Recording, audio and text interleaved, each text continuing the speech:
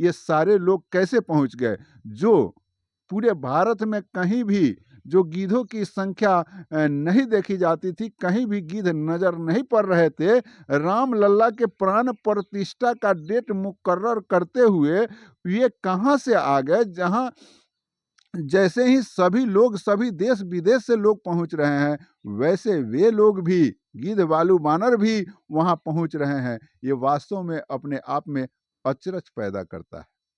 अयोध्या में 22 जनवरी को जो राम लल्ला का प्राण प्रतिष्ठा होने वाला है, इसकी चर्चा जो है पूरे देश ही नहीं, विदेशों के धरती पर भी हो रही है। और वहाँ कम से कम 8 लाख लोगों की जुटने की चर्चा हो रही है। तो इन चर्चाओं में जो है सारी व्यवस्थाएं तय हो रही है, सारी व्यवस्थाओं का सेटिंग हो रहा है। और अयोध्या के जो राम मंदिर ट्रस्ट के अध्यक्ष हैं, वे तमाम जगहों पर न्योता पिठा रहे हैं और सरकार भी इसमें पीछे नहीं है, क्योंकि यह सनातन की बात है और इसमें सनातन की बात हो रही है।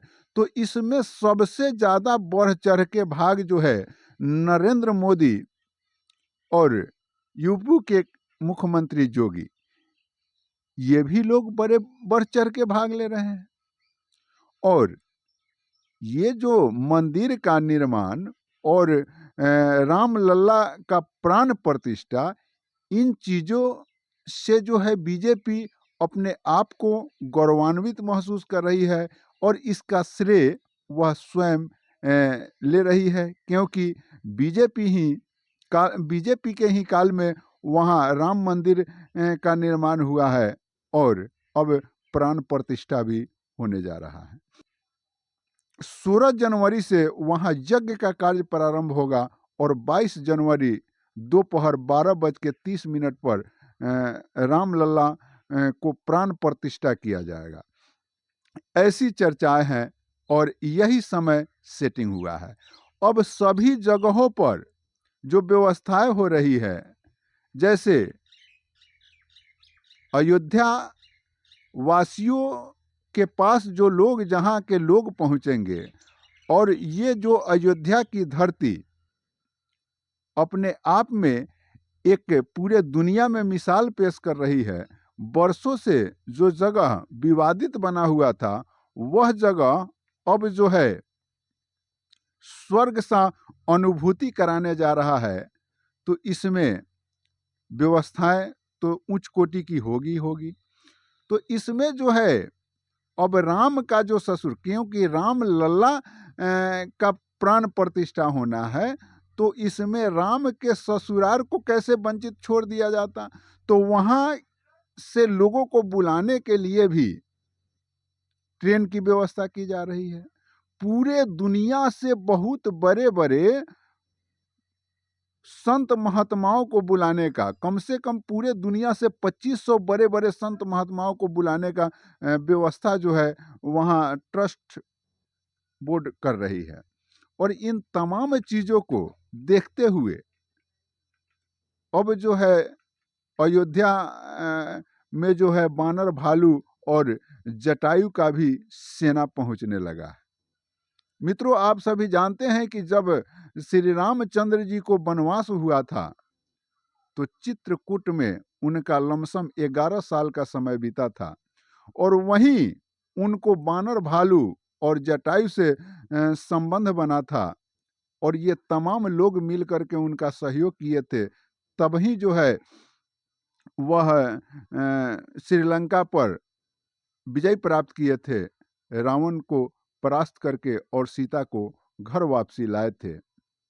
तो ये कहानी, ये चर्चाएं तो रामायण में आप लोगों ने सुना ही होगा, लेकिन जैसे ही राम लल्ला की प्राण प्रतिष्ठा की बात होती है और वहाँ जो है वानरों की सैलाब उमड़ पड़ती है, भालुओं की सैलाब उमड़ पड़ती है और यहाँ तक कि जो अभी आप वर्तमान समय में आप सभी जगहों पर देख सकते हैं कि जो गिद्ध, जिसे रामायण के भाषा में कहे तो जटायु, जो गिद्ध आज देखने के लिए नहीं मिल रहा है, और वह सारा गिद्ध कहाँ से उस अयोध्या में आकर के अपना तांडव मचा रहा है, सभी जगह गिद्ध ही गिद्ध नजर आ रहा है। तो आप सोच सकते हैं कि सनातन की इसमें क्या शक्ति है।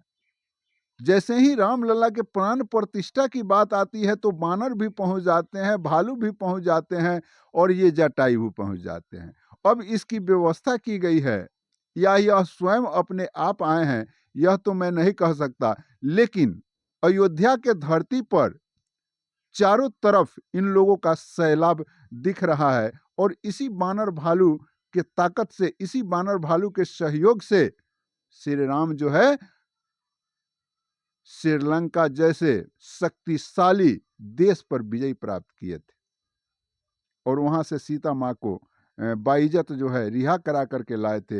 यही बानर भालू जो है सीता माता का जाकर के पता लगाता है, और सभी चीजों में सहयोग जो है श्री रामचंद्र का कहता है, और इसमें जो है इतनी बड़ी कीर्ति लिखी जाती है।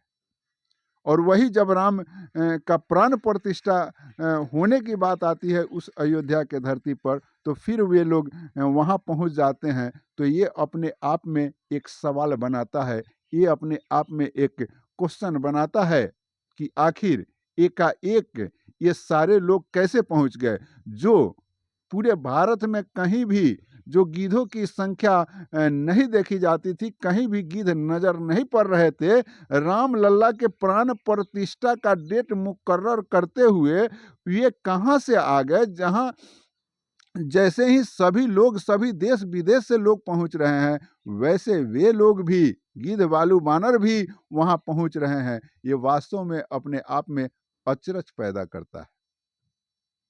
लेकिन ये तमाम चीजें आपको ये सोचने पर विवश करता है कि सनातन में कुछ शक्ति तो है, अंधविश्वास के साथ साथ भक्ति तो है।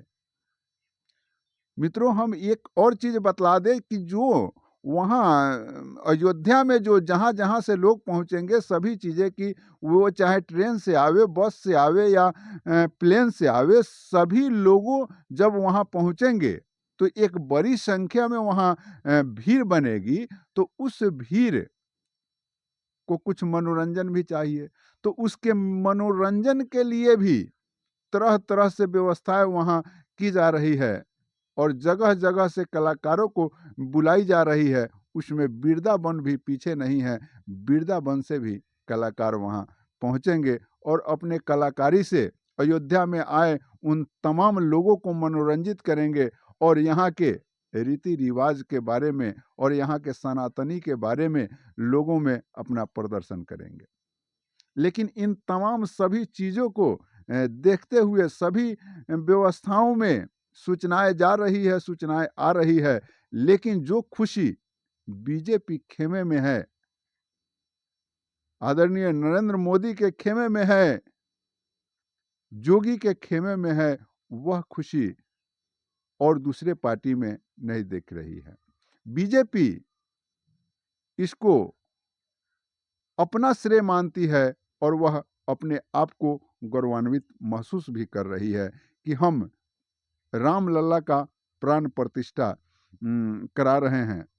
और ये प्राण प्रतिष्ठा कराकर जो राजा राम पूरे दुनिया को, यूं कहे भारत में थे तो भारत को जो सुरक्षा प्रदान किए, आज उनका एक नेचुरली सिस्टम के हिसाब से प्राण प्रतिष्ठा होने जा रहा है वैदिक नियमों से, और उस प्राण प्रतिष्ठा के हिसाब से वहाँ एक बहुत बड़े धाम के रूप में प्रचलित होगा, और वहाँ के तमाम लोग जो है एक खुशी का अनुभूति हमेशा के लिए महसूस करते रहेंगे। कारण कि जो चीज़ें विवाद में था, जो चीज़ें वर्षों से कई खेमाओं में एक झंझट पैदा करता था, उस सभी चीज़ों का पटाक्षेप होता है, और ये कहीं ना कहीं से श्रेय तो बीजेपी को जाती ही जाती है। बाकी वहाँ क्या और कुछ होता है, इन तमाम चीज़ों को हम आपको बतलाएंगे। कमेंट सेक्शन में ज़रूर बतलाइएगा कि आखिर यह जानकारी आपको कैसा लगा। मिलते हैं फिर एक और नए वीडियो में, अब तक के लिए इतना ही। जय हिंद।